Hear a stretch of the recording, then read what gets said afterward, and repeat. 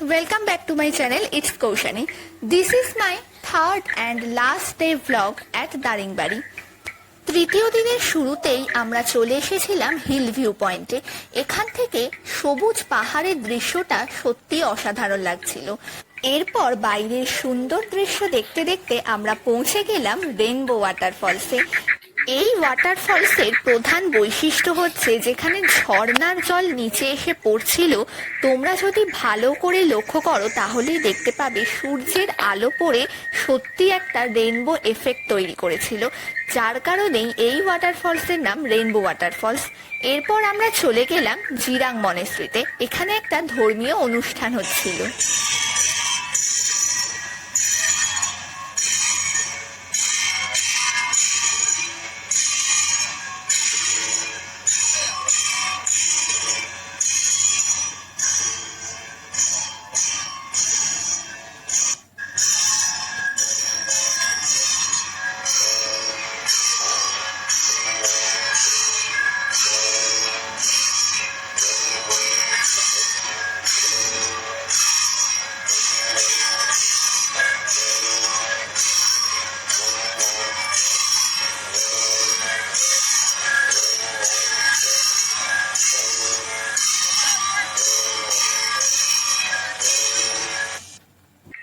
এরপর আমরা গেলাম খাসাদা ওয়াটারফলসে। এই ওয়াটারফলসটা আমার সব থেকে বেশি ভালো লেগেছে। ঝর্ণার জল বেয়ে আসা জায়গার মধ্যে দিয়েই আমরা চলে যাচ্ছিলাম মূল ঝর্ণার কাছে। এই ওয়াটারফলসের মজার ব্যাপার হলো জলের উৎস কিন্তু একটাই, তবুও জলটা দুদিকে ভাগ হয়ে নিচে নেমে আসছিল।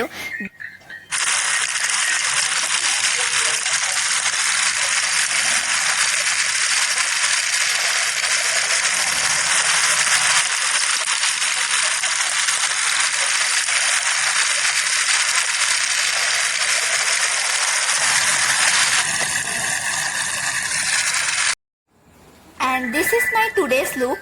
এখানে দাঁড়িয়ে আমি একটু ছবি তুলছিলাম, ভিডিও করছিলাম, আর তারপর চলে গিয়েছিলাম তপ্তপানি হট স্প্রিং এ। এইখানে একদিকে যেমন সুন্দর শান্ত মন্দির আছে, ঠিক এই মন্দিরের পেছনেই রয়েছে একদম ন্যাচারাল উষ্ণ প্রস্রবণ বা হট স্প্রিং। এই হলো মন্দির, আর মন্দিরের ঠিক পেছনে এই পাহাড়ে ঘেরা পরিবেশের মাঝেই নিচে রয়েছে হট স্প্রিং। এই জলের মধ্যেই ঈশ্বরের উদ্দেশ্যে অনেকেই খুচরো টাকা দান করেছেন। এই জলটাই ছিল এই হট স্প্রিং এর প্রধান উৎস। এখান থেকেই জলটা একটা পাইপের মাধ্যমে পরপর আরো এরকম দুটো ডোবার মধ্যে যাচ্ছিল। এখানে অনেক মানুষজন স্নান করছিল। আমি তো প্রথমে দেখে ভাবলাম ঠান্ডা জল, কিন্তু আসলে না, এটা গরম জলই ছিল। জলটা এতটাই গরম, তোমরা ভালো করে দেখলে বুঝতেই পারবে মাঝখানটা কিরকম ফুটছে। আর এই জলে আমরাও কিছুক্ষণ পা ডুবিয়ে দাঁড়িয়েছিলাম, কারণ অনেকেই মনে করেন এই জলের অনেক ঔষধি গুণও রয়েছে। এটাই ছিল আমাদের দারিংবাড়ির লাস্ট স্পট। এরপরেই বিকেলে আমরা চলে গিয়েছিলাম গোপালপুরে। আর গোপালপুরে গিয়ে এটাই ছিল আমাদের হোটেল, আমাদের রুম।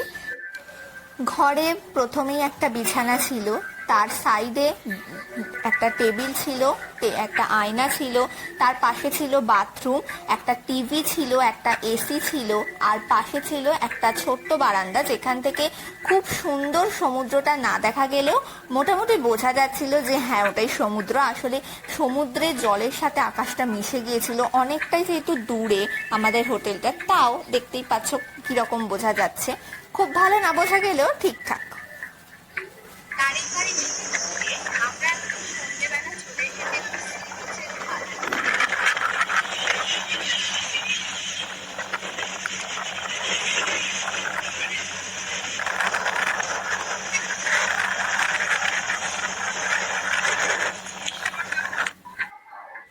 সমুদ্রের ধারে অনেক রকম জিনিসই বিক্রি হচ্ছিল, কিন্তু আমরা কিছুই কিনিনি। প্রথমত তো প্রত্যেকটা জিনিসেরই প্রচুর দাম, আর দ্বিতীয়ত বেশিরভাগ জিনিসই যা ওখানে বিক্রি হচ্ছিল সেগুলো আমাদের এখানেও পাওয়া যায়। Good morning everyone from Gopalpur beach.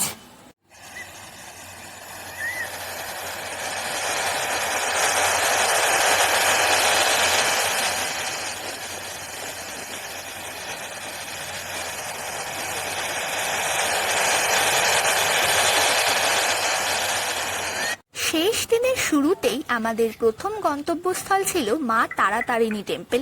মা তারাতারিণী টেম্পলে যাওয়ার জন্য দুটো রাস্তা ছিল, এক হলো রোপওয়ে আর দুই হলো বাস। রোপওয়ে জনপ্রতি 65 টাকা টিকিট এবং বাসে জনপ্রতি 30 টাকা টিকিট। আমরা বেছে নিয়েছিলাম রোপওয়ে। নিচে থেকে রোপওয়ে উঠে ওপরে গিয়ে একবার নেমে মন্দির দর্শন করে আবার ওখান থেকেই রোপওয়ে উঠে নিচে নেমে আসতে হয়। একটা করে রোপওয়ে যখন উঠছিল তখন পাশ থেকে আর একটা রোপওয়ে কিন্তু নামছিল। এটা ছিল আমার প্রথম রোপওয়ে চড়ার অভিজ্ঞতা। আমার তো ভীষণই ভালো লেগেছে। যদি কেউ রোপওয়ে অথবা বাস কোনোটাতেই উঠতে না চায় তাহলে তাকে 999টা সিঁড়ি ভেঙে মন্দিরে পৌঁছাতে হবে। মা তারা ও তারিণীর মন্দির ভারতবর্ষের উড়িষ্যা রাজ্যের গঞ্জামের খুব কাছেই ঋষিকুল্যা নদীর তীরে এই মা তারা ও তারিণীর মন্দির অবস্থান করছে। মহাভারত, ব্রহ্মপুরাণ, কালিকা পুরাণ এবং দেবী ভগবত পুরাণেও এই পুণ্যভূমির উল্লেখ পাওয়া যায়। কথিত আছে ভারতের 4 আদি শক্তিপীঠের মধ্যে এটি হলো অন্যতম শক্তিপীঠ। এখানে মাতা সতীর স্তন পাওয়া গেছিল। ভারতের আর বাকি 3টি শক্তিপীঠ হল আসামের কামাখ্যা মন্দির, উড়িষ্যার বিমলা মন্দির, পশ্চিমবঙ্গের কালীঘাটের মন্দির।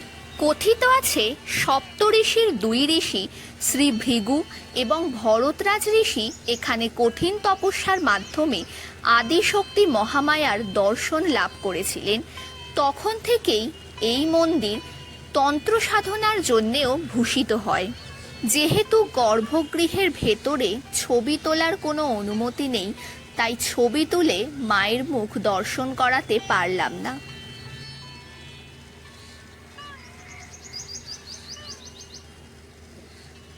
মন্দির দর্শন হয়ে গেলে আমরা আবার রোপওয়ে করে নিচে নেমে আসলাম।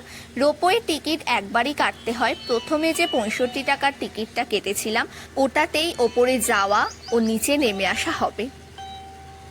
এরপরই আমরা পৌঁছে গিয়েছিলাম ব্রহ্মপুর স্টেশনের একদম কাছেই অবস্থিত তামপাড়া লেকে। এই তামপাড়া লেকেও জনপ্রতি 30 টাকা টিকিট কেটে আমরা ভেতরে ঢুকেছিলাম। বাইরে থেকেই এরকম সুন্দর একটা দৃশ্য দেখতে পাওয়া যাচ্ছিল। এটা ছিল ব্রহ্মপুর স্টেশনের একদম কাছেই, কারণ এটাই আমাদের লাস্ট স্পট। এরপর আমাদের সন্ধে 7:30টায় ট্রেন ছিল। ঢুকতেই এখানে একটা বোর্ড দেখতে পাওয়া যায়। এই জলের মধ্যে কি কি রকমের মাছ আছে, কত প্রজাতির মাছ আছে, আরো কি কি আছে সেগুলো একটা বোর্ডে সুন্দর করে টাঙানো রয়েছে। এছাড়াও এখানে যদি কেউ স্পিড বোট করতে চায় তাহলে তাকে আলাদা করে টিকিট কাটতে হবে। এখানে প্যাডেল কোনো বোট নেই। তোমরা দেখতেই পাচ্ছ দূরে অনেকগুলো স্পিড বোট আমরা দেখেছি, আমরা করিনি সেটা। এর পাশেই ছিল সুন্দর একটা বসার জায়গা, অনেকগুলো চেয়ার টেবিল দিয়ে।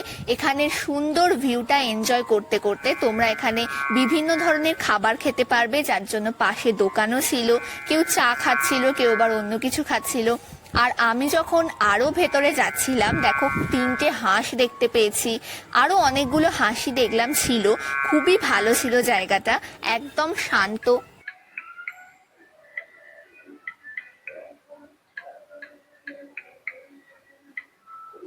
তারপরই আরেকটুখানি দূরে ছিল ফ্লোটিং জেটি। আমরা এটাতে উঠে পড়লাম আর এখান থেকে সানসেটটা খুবই ভালো দেখা যাচ্ছিল। মেনলি আমরা ছবি তোলার জন্যই এখানে এসেছিলাম আর দারুণ দারুণ ছবি উঠেছে এই জায়গাটা থেকে। এরপরই আমরা বেরিয়ে পড়লাম ব্রহ্মপুর স্টেশনের উদ্দেশ্যে। এটাই ছিল আমাদের দারিংবাড়ি ট্রিপের শেষ এপিসোড। যদি তোমাদের ভ্লগগুলো ভালো লেগে থাকে তাহলে লাইক, শেয়ার, সাবস্ক্রাইব করতে একদম ভুলো না। দেখা হবে আবার পরের ভিডিওতে।